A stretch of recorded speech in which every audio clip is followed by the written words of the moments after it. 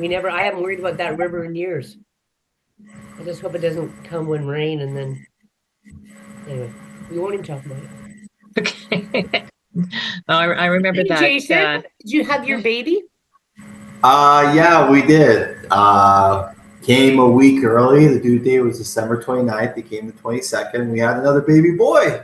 There you go. Congratulations. Yeah. Thank you. Gibson. Congratulations. And what's his name?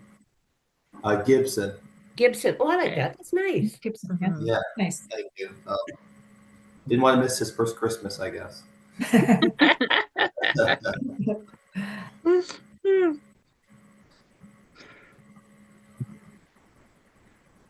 So, Bill, how are you?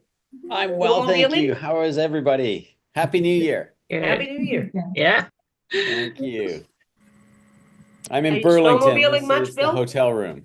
Oh, Mm. I was gonna say either very nice bedroom or Like the artwork. Yeah, thanks. Yeah. That's where it all is. thanks for coming in your bedroom.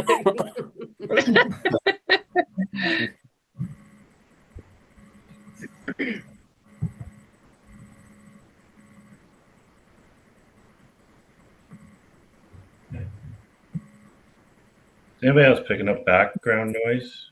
Like humming? Excuse me. Yeah, I pardon me. am. I am.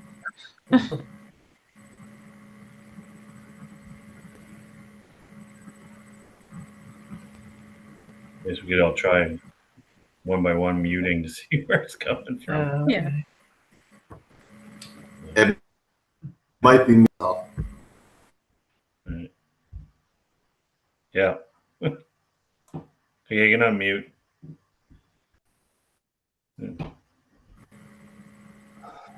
Yeah, it's coming from you, Okay. Jason.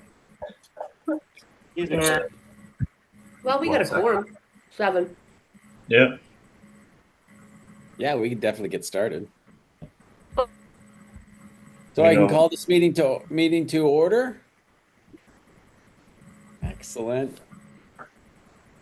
Now we will go. Judith, you're going to give us some direction and guidance on this as well. We'll go straight to chair and selection. Great. Chair and vice chair.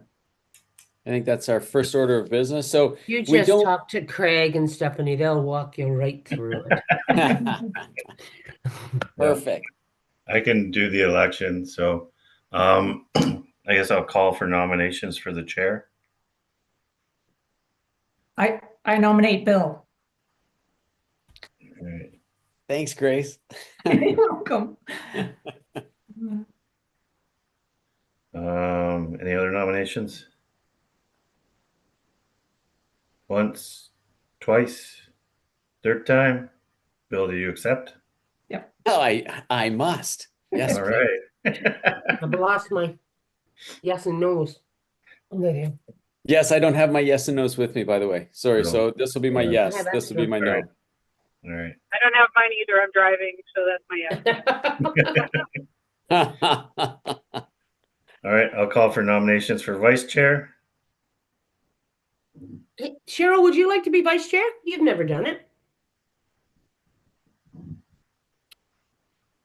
You're going to take your unmute. I was sort of hoping to wait a year, but I could do it. Well, if you want to wait, that's fine. You don't like have to. I just wondered if you'd be interested. Or was anybody else? Okie doke. I did just want to note that Allison had mentioned that we should start rotating the Yeah. chair and vice chairs a little bit more than just going back and forth between Okay. whoever So, the vice Cheryl, do you want to chair give it a try? We'll help you. Okay, And I'll give it a try. Grace I'll will give it a help. try. Yeah. Okay. Okay. Yeah. Okay. Okay. Because I know. There, we kept the clerk happy. Okay. All right. All right. Okay. So, any other nominations for vice chair? Once, twice, 3. Cheryl, do you accept? Yes. All right. Congratulations to Bill and Cheryl. I'll turn the meeting back over to you, Mr. Chair. Fantastic. Thank you. So we'll start off with, we have called the meeting to order. We'll start with disclosures of pecuniary interest, which is essentially conflict of interest. Does anybody have a conflict of interest that they want to share with us? No. Excellent. Oh, moving right along then to, there are no delegations. I'm assuming we don't have any delegations going forward either. Craig, can you shed any light on that? No, we don't have any delegations. So. Super. Then we'll go right into reports. So I am looking at reports from officials. We're not accepting the meeting minutes from the last meeting. We don't have to do that first. They're there. They're under D.1. Yeah. Great. I just didn't see it on our agenda. Okay, let's go forward to that. Has everybody had a chance to review the minutes? I didn't see a discrepancy when I scanned through it. I do have a question Yes. pertaining to the minutes, just so through the chair to maybe Stephanie or Craig. When somebody doesn't have an opportunity to vote, oh, excuse me, that just caught me there. I just noticed that Wanda didn't get a chance, or I didn't see a vote for when it came through for the recreation or for the capital plan. I don't know if she had video trouble, but I noticed that it was or it said carried. Is it documented who votes and who doesn't vote? Through the chair, it would only be recorded that way if you asked for a recorded vote. Oh, So I see. it only Okay. says if Yeah, there was I an just didn't ask, know.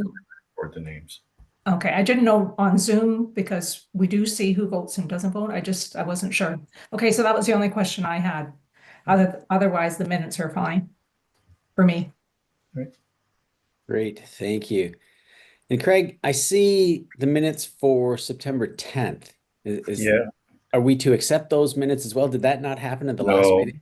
it did. I think they're attached. You also see a report from on the concession stand, which that shouldn't be here. It's just an error in getting attached. So it's just the October 10th minutes because you approved.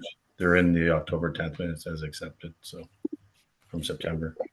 Thank you. Do we need a motion to accept the minutes from the last meeting then?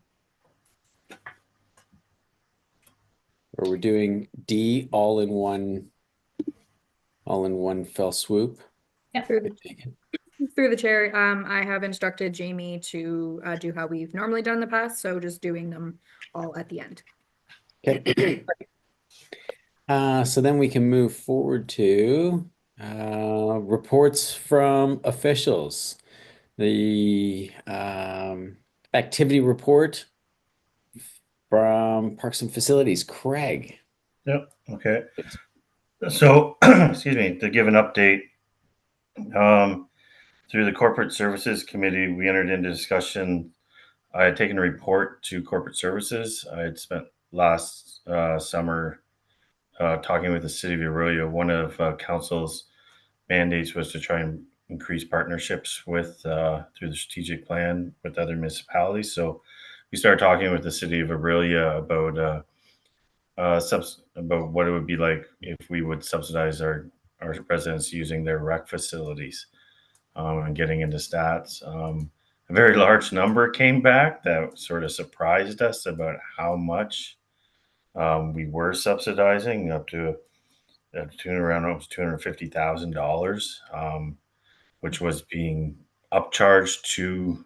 They're making off of Severn residents, so they charge an extra 30% on their registration. So they weren't really willing to, unless we were willing to pay $250,000 to look at pursuing that any further. And that was just for use of the new rec center, really. The pool, the fitness programs, the gym, and that ice times didn't apply to that. So it had nothing to do with arenas. So at that point, I took back a report to council just saying this is an extreme cost, that perhaps we should revisit it when we get the Westshore Rec Center up and going, when we have something more to stand on. And council concurred with that. So I'm just giving an update through this report as to that, because it was such a large number. It was higher, like when I was with the township of Springwater, it was less than half of that with the city of Barrie. So I was quite surprised at that number that came back. We looked at, this committee had talked about up on Russell Drive about the passive park that was proposed by the resident up there, and this committee had recommended that we proceed with it. Since that time, the resident has rescinded the request at the wishes of the family. So, and sent that into council. So council agreed that we won't pursue a passive park there and just leave it as a woodland right now, and just leave it at that for now. The family is looking at other ways to memorialize. So, Mr. Russell, so it's so it won't be moving ahead. We'll still be working on the other passive park up there in Port Severn. That's still in the budget. So we just removed that. We had 75,000 in the budget for both parks. We took it down to 45 for the park in Port Severn to keep moving on that one. Also, an update on the parking passes with the Township of Georgian Bay. We had a successful program. We subsidized 41 of them. Township of Georgian Bay dispersed them on our behalf to 41 residents in the Township of Severn.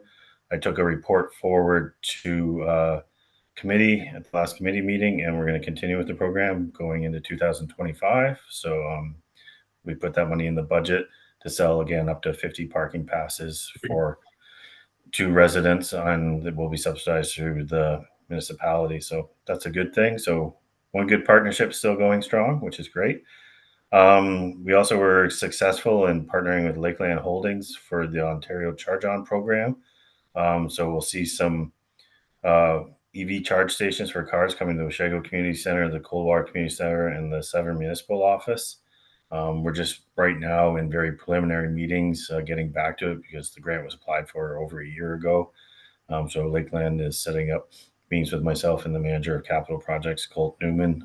We're going to see what we're at. Weshego is a bit touch and go right now, just because it's a 2-phase. We need a 3-phase. So Lakeland's determining whether it's economically viable for them. So, but we do have these chargers that were granted. So we're trying to figure out what to do with them and where they would go. So that's part of the discussion going on. As everybody knows, the Coldwater Fairgrounds Master Plan is underway. Plural hosted the open house on the 27th. We're scheduling the other one. The second one will be coming late March. We're just finalizing the details on that.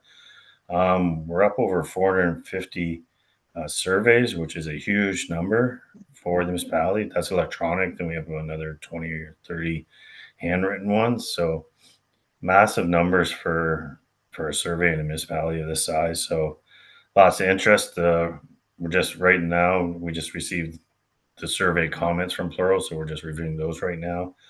And then the second open house will show, based on those comments, a preliminary concept of what was prioritized through the survey for the community. So it's great to have that kind of feedback. So we're excited about that. So that's more than we got on the Port Severn. It's more than the master plan, I'm told. I wasn't here for it, but I'm told that's more than the master plan itself. Attached to this report, you'll see the 2025 capital budget that has been approved for the year. So the only change there was eliminating the one passive park out of there from what was recommended by the committee. So we're excited to get going on that. We're just working on the RFPs right now for the passive park up in Port Severn and the redesign of the park in Bass Lake Woodlands. So getting those rolled out pretty quickly. The ice and floor, well, ice is in and fully operational. The Coldwater Arena, both Bass Lake and Weshego's ice rinks are fully operational as opposed to last year's 3 days. So they've been running for a few weeks now. Staff are having fun dealing with all the snow and trying to get it off the rinks and find spots for it. And it's a daily battle, but they keep going, which is great. So we had the opening weekend of Weshego. We know we had over 60 people on the ice one night. So wow, great. Super busy. So it's great.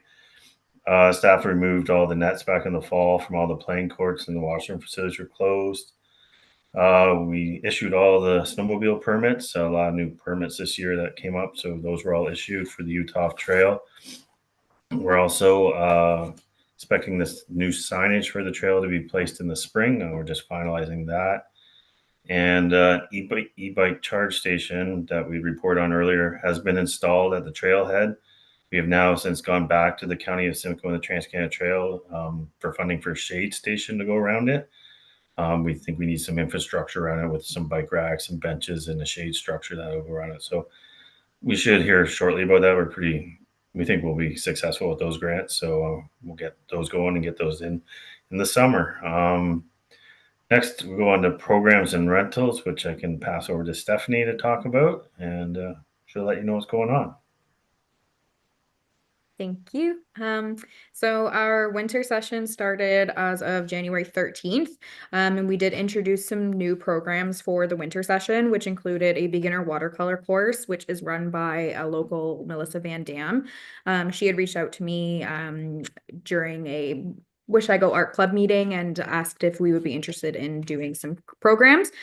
That one actually filled very fast. Initially, we had the maximum set to 10, and then I had asked her what her maximum was. She had said she can take up to 15, and that filled up just as quickly. We did have some people on the wait list for that as well. Another new program was Beyond Beginner Yoga. So that was kind of just a continuation on the beginner yoga program. And those are offered in both Wish I Go and Coldwater. And the Wish I Go program was full. And then another one was Zumba Dance Fit, and that's run by an instructor. Her name's Diana Knapp, and that is offered in Wish I Go. And that one had about over 10 people registered, and that had a lot of interest as well. During one of my, I think it's the municipality age, I cannot remember the name exactly of it, but it's talks more about seniors in the community. So I had done a little percentage to kind of show what and how many people are seniors that have taken our programs. So there was 85% of all of the participants that are in our programs are seniors, so 55 plus, which is really great to know that we are targeting that senior demographic. And then we also have only now one opportunity for a sponsor for public skates left. All the other dates have been sponsored. I think only out of the amount that we had, I think there was only maybe 10 or 11 that were non-sponsored, mostly in the beginning of the year, but afterwards everything was sponsored. We also have one sponsored on Family Day, that is by Coldwater Home Hardware. And then also the Connor family is sponsoring the Sunday for Family Day.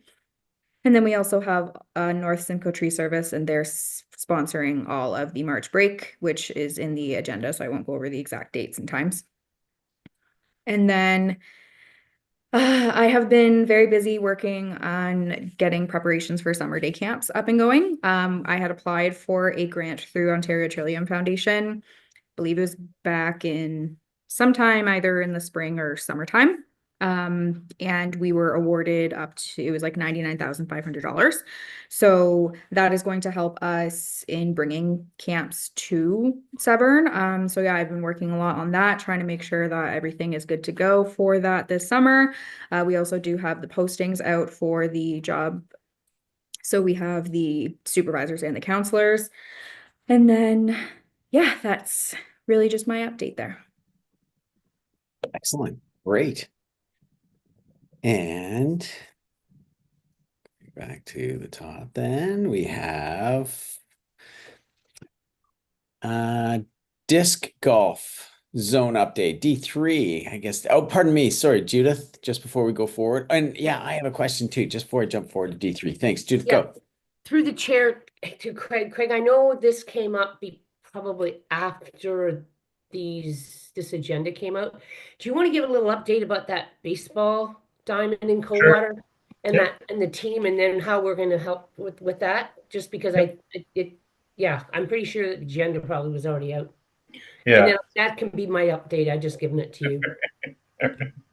So back in December, we had met with Coldwater Minor Ball on getting ready for the season. It's winter. We start talking about ball in winter, but so we're getting ready for to get the diamonds open, talking about spring dates and those kind of things.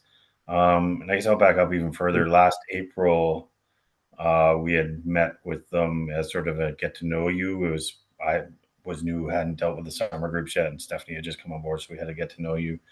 At that time, they told us that they weren't paying for their practice times on the ball diamonds, which is a little irregular. They said they had a verbal agreement that they didn't have to, and the agreement was in place. So I said I would go back and look for an agreement if I could find anything. And we didn't. So I had to let them know, like, be prepared to pay for diamonds for next year because we can't waive that fee for you. So they came back to the December meeting and said they still didn't want to pay for the ball diamond used for practice time. So I told them their avenues at that point were, because staff can't waive the fees, is that they could go make a deputation to council, which they did in January. And it was a good presentation. They made a presentation on what they're doing as an organization and how they like to keep fees low. But council had asked us to go back and do some research and a summary, bring back some information on what exactly it looked like around their ball diamond rentals. So we went back and looked at it, and we had in the end we recommended that they do pay the staff. We looked at in their registration, they had made the choice not to increase their fees, which and with their presentation, they said they were the lowest in their league, which they were. They were 3 to 33% lower than the other organizations in their association. We felt we'd given them ample notice since last April to up their fees, which equated out to, depending on the registration, extra $3 to $5 per player, just to cover the diamonds. Like the municipality, we groom the diamonds, we put the bases down. We don't line them for practices, but we do move the bases according to their age and make sure the diamonds are prepped. The municipality invested $3,000 extra last year at the request of Minor Ball to put a porta potty next to the diamond. So we've done that. Within our budget, we have about $55,000 for ball diamond upgrades. We had targeted the large diamond in Coldwater to do some infield work in already, and we had let Minor Ball know that in December that was coming. We did put money in the budget also to bring back the Marchment ball diamond for playing. We had conversations with Minor Ball and asked them would they be interested, as they are a growing organization and their younger ages, really it's perfect for them to go to Marchmount because they are running up against the only 2 ball diamonds in Coldwater and needing more time. So, but as of right now, they haven't had any uptake on that. So we said if there is no uptake on that, then we'll look at transferring that money back, because there are upgrades to the small diamond in Coldwater that are required. We can't do everything this year, but fixing some benches. They have U13 playing on that diamond, which is risky. I don't like using that word, but the diamond is small for them. So we're going to try and increase the infield size for them. But we've also recommended that they consider going over to the larger diamond with their U13 age, playing on there for protection of the fans and the players. With the technologies and bats today, it's huge. Like a U13 kid can crush a ball now with the composite bats. I've coached that level for a few years and watched my kids come up through it, and I've seen kids just at 13 years old hit a ball almost 280 feet out of a ball stadium. So it does happen, and it comes off at a high speed. So we're trying to encourage them to get to that and start using the light times. But at the end of the day, we took the report to committee, and committee agreed that they should pay. We are concerned about the precedent that could be set with ice users. It's not the exact same fee, but as with all recreation, it's subsidized to a level. So you pay more to be on ice, but it is still subsidized by the municipality, and it's a comparison that way, that if other groups saw, well, they don't have to pay for their practice time, then why do we have to? So we said for the extra couple dollars, hopefully you can get another sponsor. We felt we had given them enough time that they could adjust their fees before. So I think they'll be okay in the end. And the municipality is investing a lot into ball this year. So, and more will probably come from the master plan, we told them. So we asked them to come out and make comments at the master plan sessions and get their surveys in, and we'll go from there. But they are a growing organization, and they're running U5 to U15 now.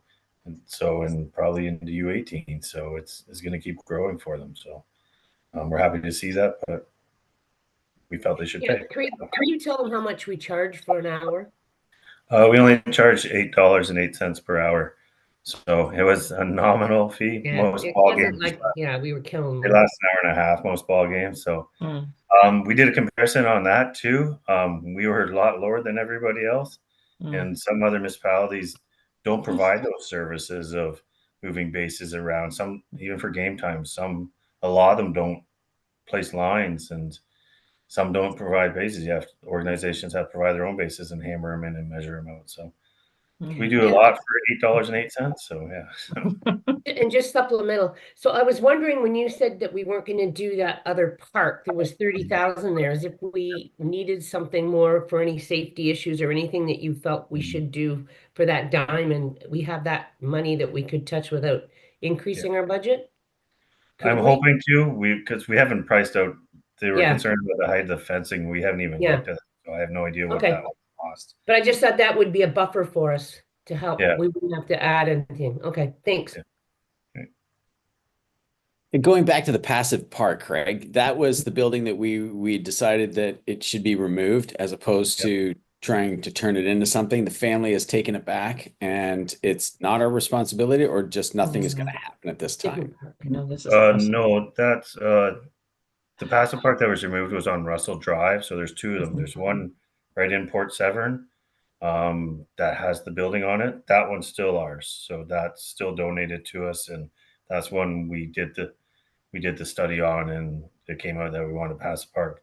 The one on Russell Drive was a request from a resident to turn that one into a passive park last year that went directly to committee, and I brought back to this committee and let you guys know about it. And now since then, the person who brought forward that request has now removed it and said the family doesn't want that passive park. So we'll still have the one we did the study on. The one on Russell Drive will not happen anymore. Okay, great. Super. Jason. Through the chair to Craig, I apologize. This has been discussed last year, but I know we had issues for the court in Coldwater Fairgrounds with the net being broken, with people trying to do a full court basketball. Has that been revisited to see if there's any alternatives, or are we just continuing on the same process this summer? I'm just curious about that. Well, through the chair, I would say when we got the Coldwater Court open at the end of the season last year, we had those instances of the net being torn down. So the net's finally we fixed it, and we're going to put it back in place, and monitor for a bit. But I think preliminary, we are seeing desires through the survey of the master plan fairgrounds that there may be another court wanted that's focused on one sport. So whether that's basketball or pickleball, that might be one of the solutions. The only other solution, if we still see an issue going on, is we may have to put down times when sports are allowed to be played and see that. But that's good. I'm hesitant to do that, and hoping the community can work it out and not damage things. We're having staff monitor it this summer again, but right now it's the only court there. Like there's an older basketball court, but nobody's going to want to play on that now that the new court's there. So, we're just going to monitor it right now and put signage up and posts out there and just try and provide as much information that everybody share it. But there's obviously a lot of demand up there for the 3 different sports on there. Like tennis is highly involved in there, where I've seen tennis in Westshore. I haven't seen it in Marchmount, but it's pickleball, tennis, and basketball as well. Like basketball is the big pusher up in Coldwater, I think, right now. So that may need to get looked at what we're going to do there, because we can't have the net being torn off all the time. But with it only being really open a month before we shut it down, it's hard to. We didn't really get a good grasp on all the hours of it, right? Like, so we'll have to monitor that once we get it back in and go from there. Yeah, especially with it being located like in the heart of Coldwater town, you get so many kids within walking distance to go and use that, right? So, okay, thanks so much for clarifying that. Yep.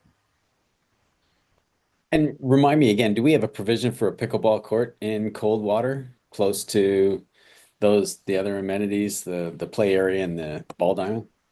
Well, excuse me. So in the summer, we have pickleball in the community center.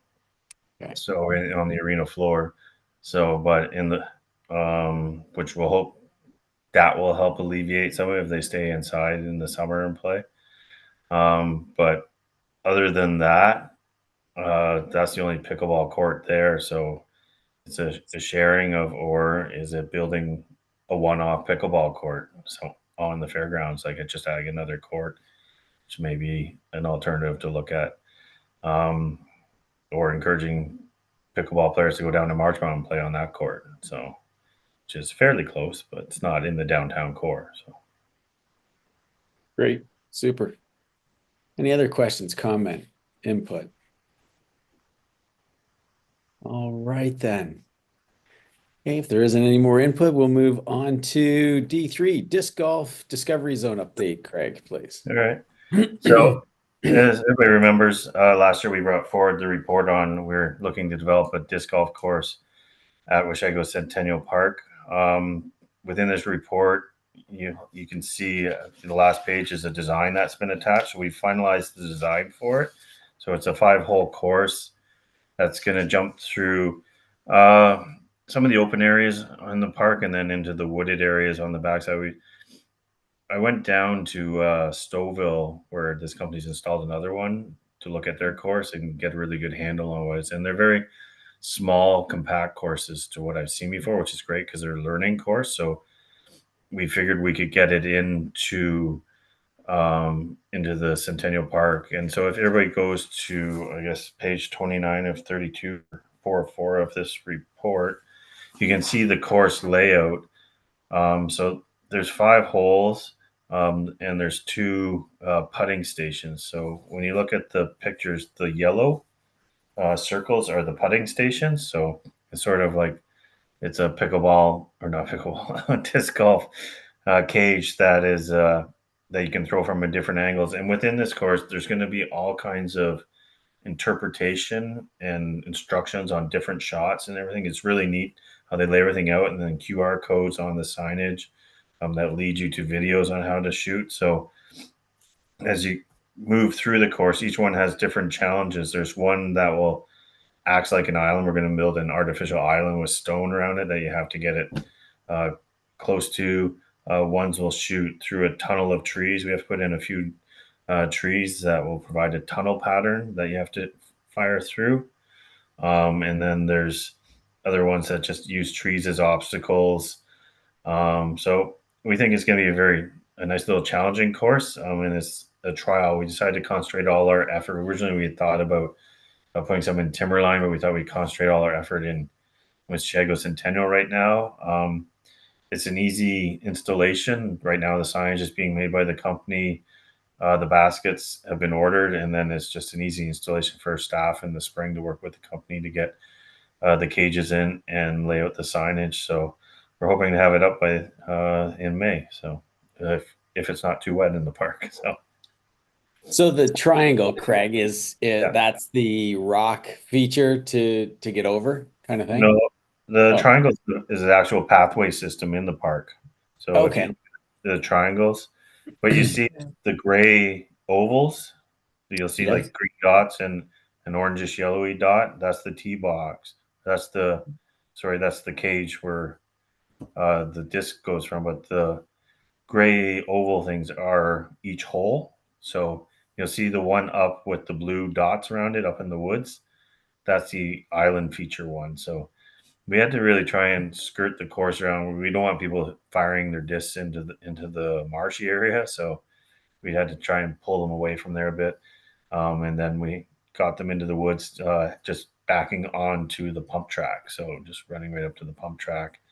And then we put the other putting green on the other side in a clearing area. So no hole is more than 100 feet. So they're very short. So it's all about different throwing techniques and throwing from different angles and throwing around obstacles and those kind of things. So we tried to stay away from washrooms and existing infrastructure within that triangle there. we have a lot of stuff underground there, whether it's hydro or the water system. So we wanted to stay away from that and leave the gravel area behind the washroom building, just because we know we have to move our little storage shed, which is close to the parking lot. It's rotted out, so we need to build a new one, and we sort of targeted that area behind the washroom to build that. So eventually as a dual camp building and a maintenance shed for staff. So Great, thank you. Cheryl. Yeah, through the chair to Craig. I'm just wondering, will you be promoting this on Facebook where you'll actually show somebody playing this? Because I've never seen this played before, and I'm just wondering if he'll be promoting this, like Yep. actually demonstrating this on Facebook or Instagram. Yeah, we're gonna market it for sure, Okay. Facebook and Instagram, and get it out there. We'll probably do some videos and stuff. Yeah, so I think it's a lot like golf. So it's you fire at it. It's a cage above ground that's on a stand, and you fire it at it. And it's sort of like almost looks like a metal basketball net. So and you just fire the disc at it, and it lands inside. So we're gonna push this out once we get it in. We have it's a great park. Like we just installed back in the fall, we put the beach volleyball court in, so we have all these new amenities in there Oh, coming for wow. this season. So we have the new courts, a new beach volleyball court. Now we'll have a disc golf course in there. So lots of great recreational opportunities. So. Great to see. Anybody else have any comment or input? I have a follow-up. Yes, go right ahead, Okay. Cheryl. So I'm just wondering, I know that the township had talked about that they were going to be hiring an economic development officer. Is this all going to be part of the marketing plan, like, or in terms of trying to get more people to come to visit Severn Township? Through the chair, I would think recreation would be part of our strategy, but I'll leave that to our economic development officer. Is not here right now. Okay. On what her strategy is, but we do talk about recreation. Like today, we were in my office talking about canoe and kayak rentals as part of the economic development she's working on. We've had a few inquiries about that. So, and that's also identified in the rec master plan. So, so with all recreation, we'd like to promote it, and we'll work with that department to push things out. They're very supportive of it.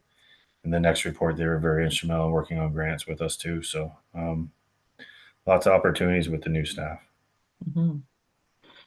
Excellent. It was interesting in the very beginning when this committee was formed. One of the things that I wouldn't say it was a mandate or anything like that, but one of the things that was handed down to us was it wasn't so much to attract outside interest and use these amenities. It was more to create the amenities for the community and get the residents out and using them. Not that I would suggest we would discourage people from coming in and playing the events, but that, Cheryl, it may not necessarily be top of mind. We just want to make sure that the residents have something to do in the area and culture and recreation, both of which. But I think it's a super suggestion, unquestionably something passing through the region.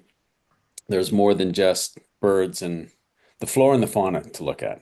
Let's put it that way. Judith, I saw your card was up. Yeah, I was just going to say, and then we also have Tracy with our communication to put out these, but I agree. I think, we put this out and no, I'd love to go up and try that. I think it looks kind of neat and fun. It'd be something to do. The other thing I was just going to mention too, now that you've mentioned the economic development and the tourism and stuff, is I'm going to send you out. I'm on the Economic Tourism Development Committee at the county, and today they put out their outdoor tourism plan. I had just spoken to Stephanie about it before. I think I'm going to send it to Stephanie, the two plans, because they're really interesting, and I think that you need to see how much that the county really works hard at promoting the county, but they also promote us and all the new outdoor programs they're going to do. So I think I'll just send them to Stephanie, and maybe Stephanie can send it out to everybody in the committee. And I think it's a really good read today we were talking about that, the bike trails and the paddling and the motorcycle things and all the different things that are coming up and going on. And when I was on the committee, I asked, oh damn, her name just went straight, Catherine is the tourism one. And I said to her, it might be a really good idea if you got together like all the BIAs and the recreation committee people in the county, and we could all just go down to the county and do sort of a blitz on what goes on weekends, who's doing what, who's doing this, so we all have more of an idea of what's going on. Because I said to her, and I think you're going to see more of it. We know it started with the pandemic, shop local, stay local, staycations. And I think you're going to see more with what's going on south of us, that people are going to be doing a lot of that. So it was almost like, and I don't know if I've said this before, but it'd be like the duck race is on in Coldwater. So you go there at 12 o'clock for the parade, you see the ducks go, and then you can go to Midland to the Butter Truck Festival, and then you can go to, I don't know, Rulia for something else, so that you can sort of plan your weekend and trips with different things to do and all the amenities. And so she's agreed that we should probably get something like that, because a lot of our hotel owners and tourism people have said they would really like it, so that when people come there, they can say, here's what's going on this weekend. You come to our hotel, here's a piece of paper, here's what's going on, all the activities around. Horseshoe Valley asked about it, a couple of the hotels in Orillia did. So I'm trying to push her to get this together, and I think it would be really good networking for all of us.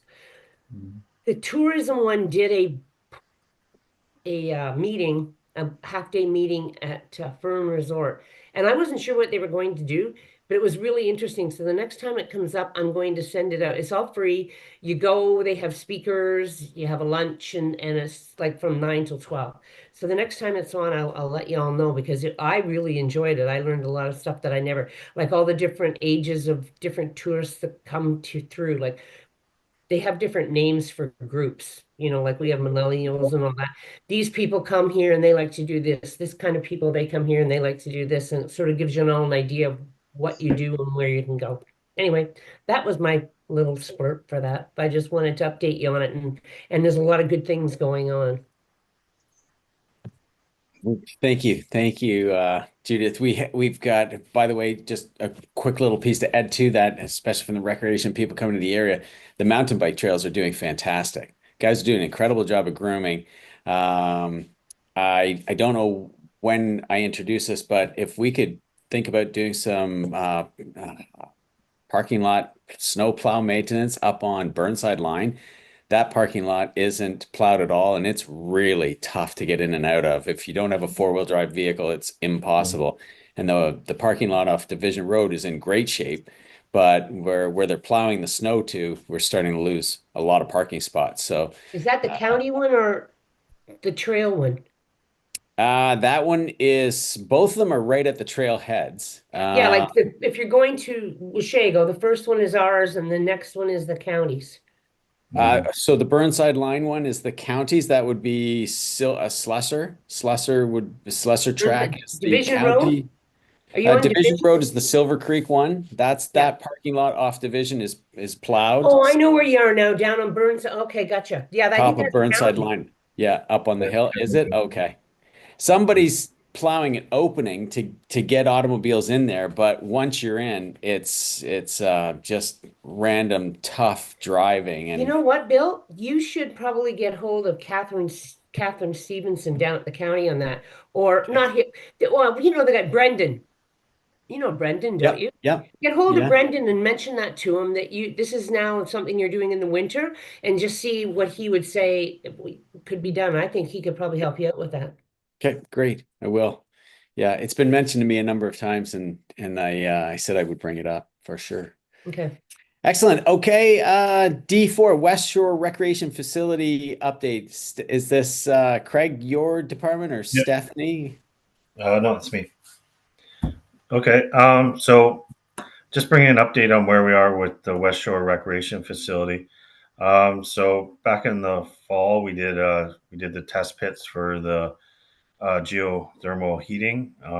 They were successful, so we do have a source there to heat the building. So we went ahead with designing a zero carbon design building to meet ZCB Design V3, which has a totally zero carbon building, no fossil fuel heat to it. Everything will be geothermal to it. So that was great. We updated our budget forecasting with our designers, so it's coming in around $14 million for the building. And we applied for 2 grants. We applied for a grant to the Green and Inclusive Community Buildings Program for just over 10 million, and we applied to the Community Sport and Recreation Infrastructure Fund for just over 5 million.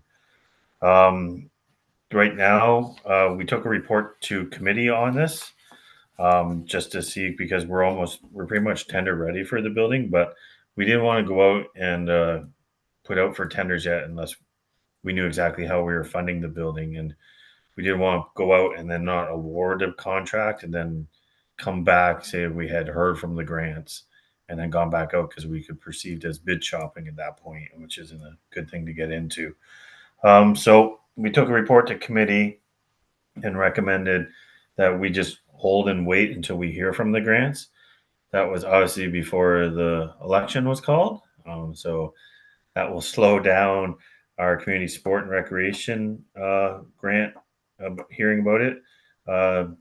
Judith, the mayor, myself, and our CAO attended Roma, the Rural Association for Municipalities, and met with the MPP Minister of Sport, Minister Lumsden. Did a presentation on the facility and talked about how it would be great in our community. Had a nice engaging conversation, which was great. You don't always see that, but he was very engaged in what we were doing. We talked about what we're looking to develop and how the center was going to be an emergency center for the community, all the recreation opportunities for all the new settlement going into the area. The mayor sold it well as getting them to recognize it was in behind Weber, so everybody knew where it was.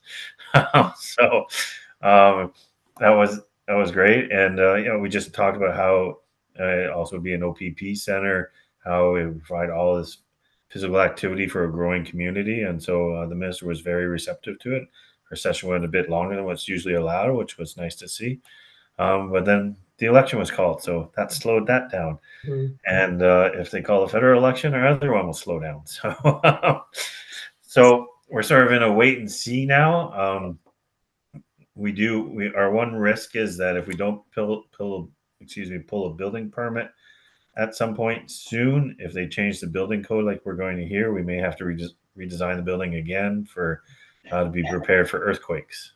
So, which we don't really get a lot in Severn that I know of. So no fault lines up there. So, but it is provincial building code. So we may have to redesign for that. We're hoping we don't have to. The building department's going to give us a heads up if they hear something coming, and we'll just pull a permit and go from there.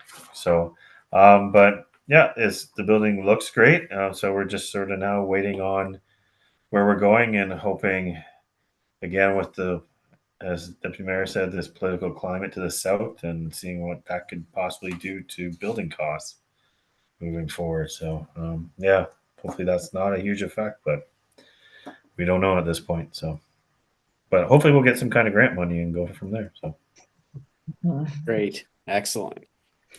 Never without its challenges. no. All right. So, Stephanie, do we need a motion for D, the category of D, report from officials?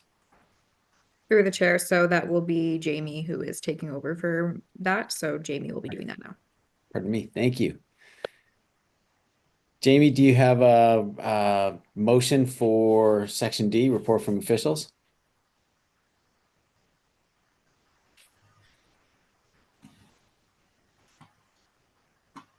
She's there. Sorry, I'm just making sure that my my volume was working there. No problem. So we just need a mover and a seconder for the motion that the following be received for information. D1 Recreation and Culture Advisory Committee minutes from October 8th, 2024. D2 Recreation Report number R25003 dated February 11th, 2025. Activity report from Director of Recreation Parks and Facilities. D3 Recreation Report number R25004 dated February 11th, 2025 with respect to the Disc Golf Discovery Zone update. And D4 Recreation Report R25-005 dated February 11th, 2025 with respect to an update on the status of Westshore Recreation Facility be received for information. We just need a mover Need and a somebody. seconder. Yeah, I need someone to carry that motion, please. Great, Grace. Grace moving the motion, and second is John. Thank you, John.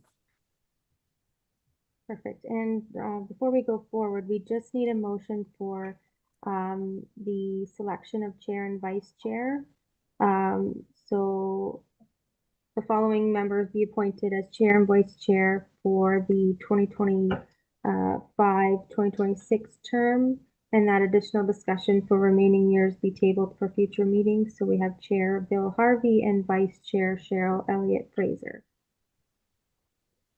We just need a mover and a seconder, please. We have Judith Cox and Grace Smith, second.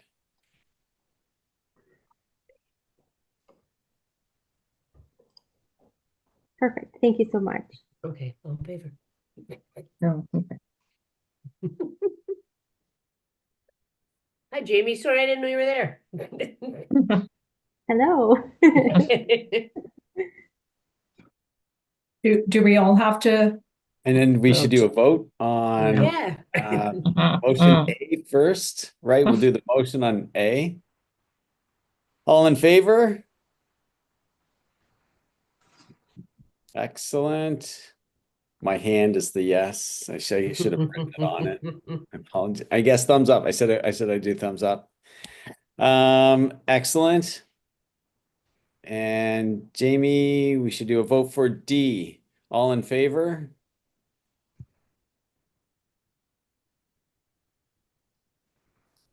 Great. Perfect, Carried. thank you. Are we able to just confirm who Zoom user is just before we go any further? I just wanted to make sure I have the proper name written I'm down. going to assume that might be me. It might be me, Brenda, because I'm on my cell phone. Brenda? Okay, thank you.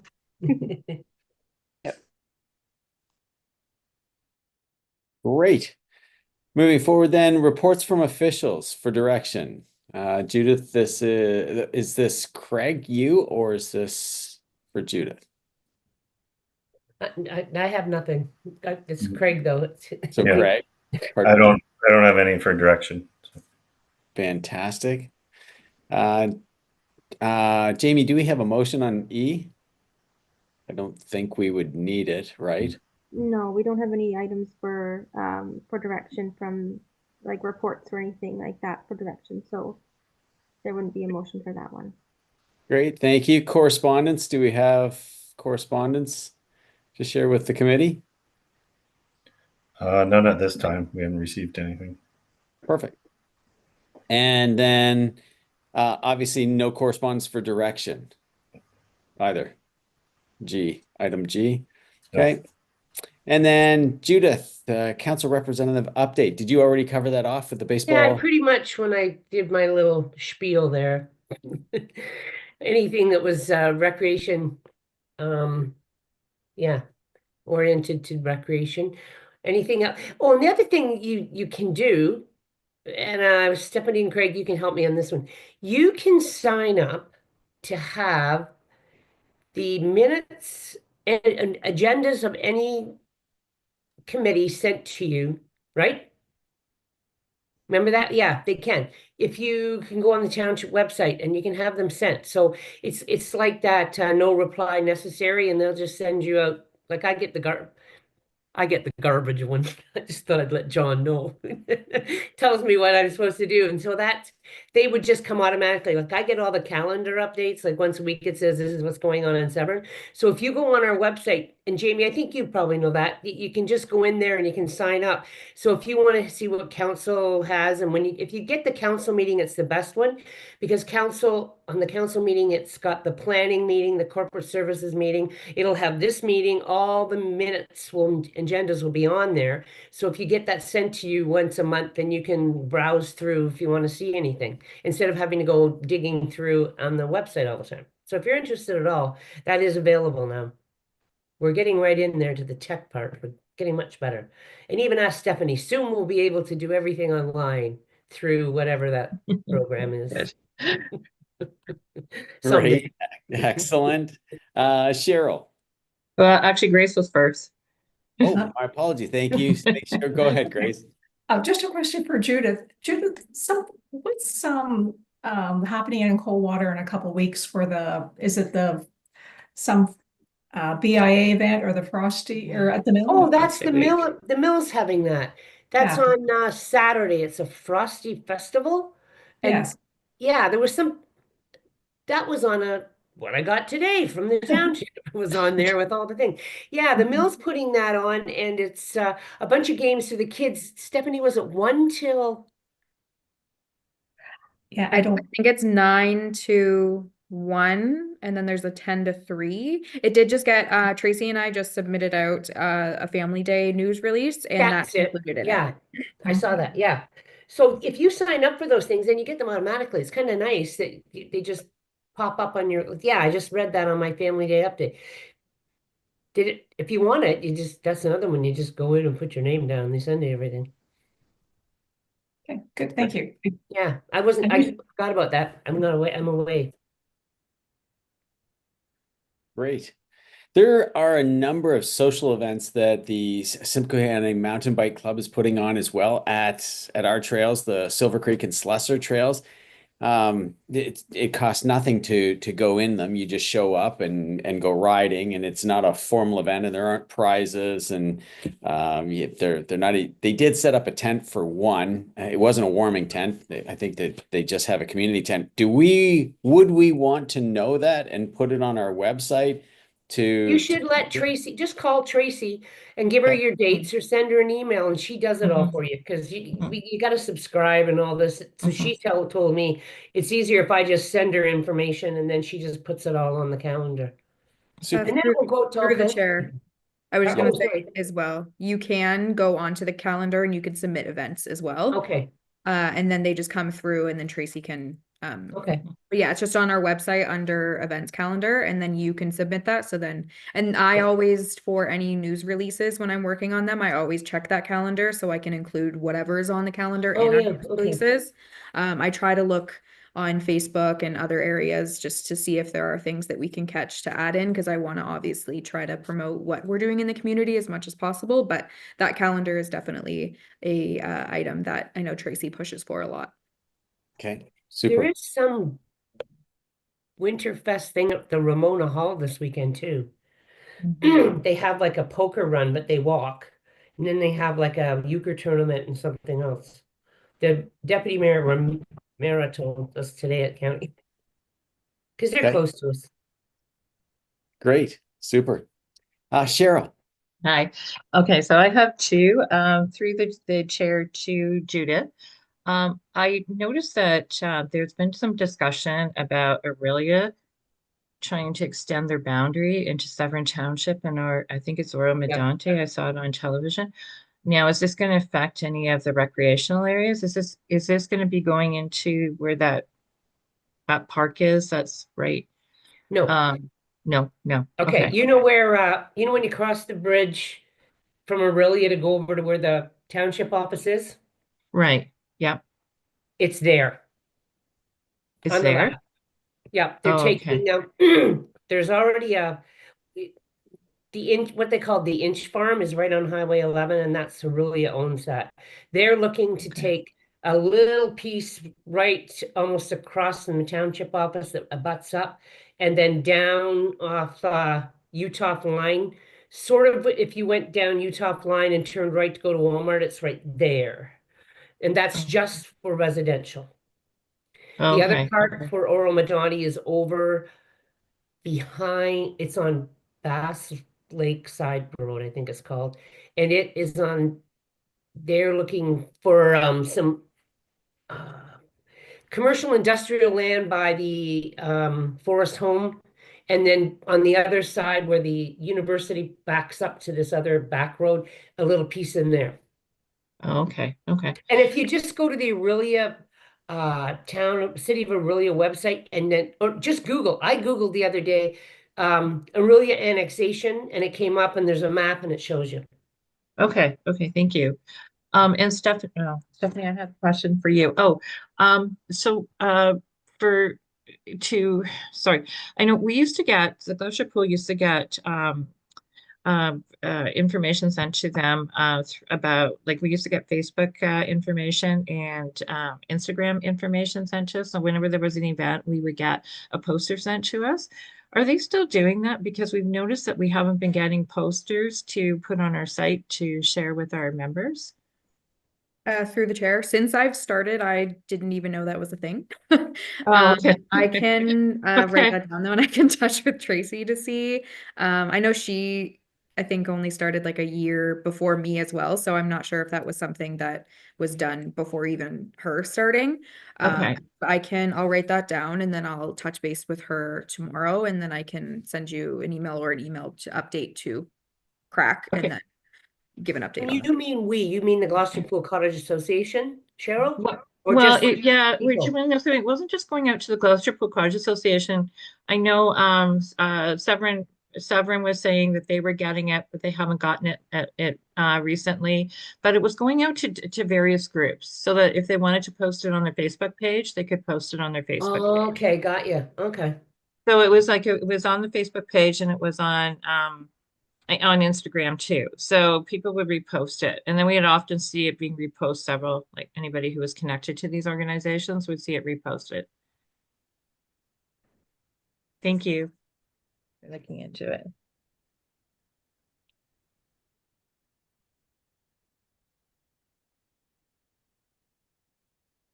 Great. And Jamie, I don't think we do a motion for the council representative update. Correct me if I'm wrong. So I was just looking at the previous minutes and it shows that we did do one. It's a very brief one. So it just says that council representative update be received for information. So we just need a mover and a seconder for that.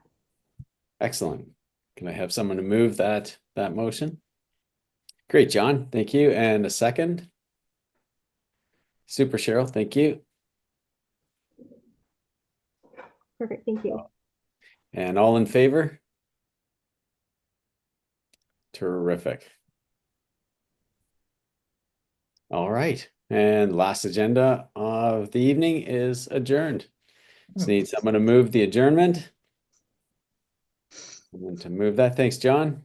And second, Jason. Thank you. And all in favor. Super. Okay. Judith, maybe you can shed some light on this. I've always wanted to ask the question, why do we have a motion to adjourn and why would we vote on it? Could somebody not agree to adjourn? I don't know. We laugh about that all the discussion to go time. on? Yeah. Some places don't even do it. Other ones you don't, all you need is a mover. You don't even vote on it, but we always seem to do it. I don't know why. Maybe it's because we're polite Canadians. Now, the other question, and we've glossed over this so many times, pecuniary interest, a Yeah. conflict of interest. When would any one of us have a conflict of interest? What would You constitute could. a conflict? Okay. Somebody could, if you have a business and we're going to vote on something. Okay, here's an example. My husband worked for the golf course at one time, and that's when they were putting the extension on. And I had a pecuniary interest because we worked for them. And when anything comes up with the Lions Club about donating money to them or at budget and grants, I declare it on all those so that no one can say, oh yeah, well, you're a member, of course you're going to vote for that. So I do it a lot for those reasons.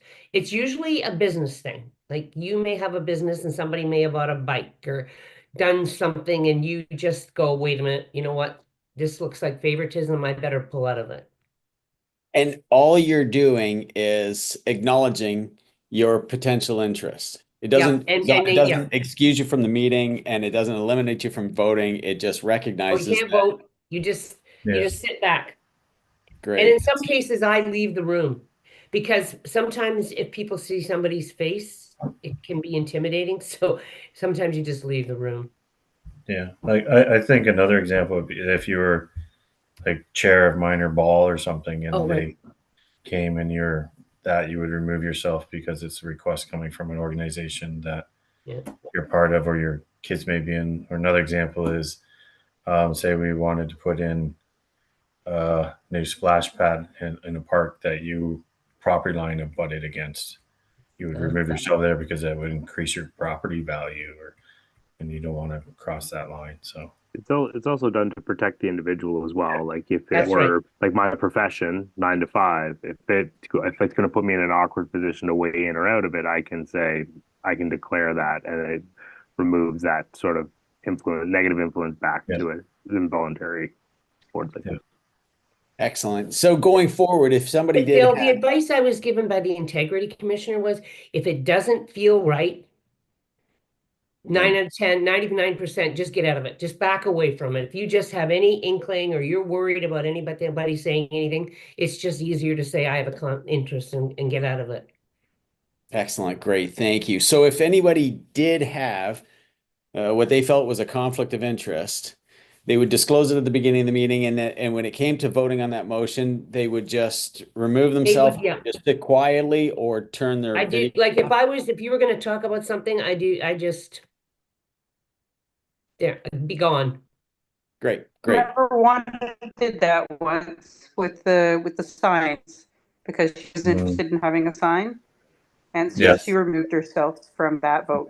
Yep. Yeah, wanted to. Correct. And thanks, Brandon. That's the reason why I wanted to bring it up. I don't know if everybody fully understood it. Admittedly, I did not. And we kind of jump over these hurdles, just assuming that, well, no news is good news. So we'll just carry on. So thank you. That's dynamite. Thanks, John.